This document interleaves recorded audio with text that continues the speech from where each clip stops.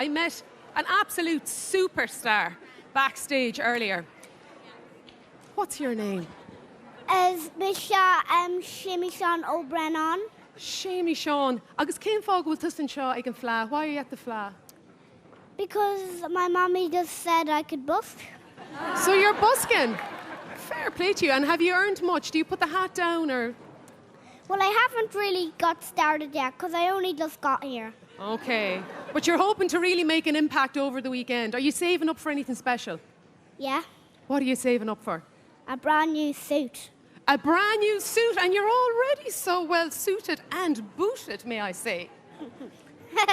Now, do you think you'd give us a little flavour of your busking? What are you going to sing for us? Well, I might sing the Nightingale. That would be lovely. Séamie Seán led the Nightingale.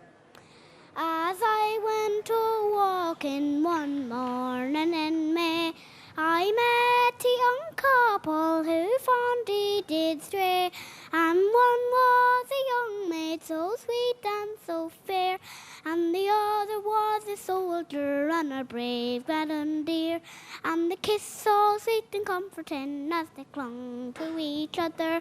They went arm in arm along the road like sister and brother.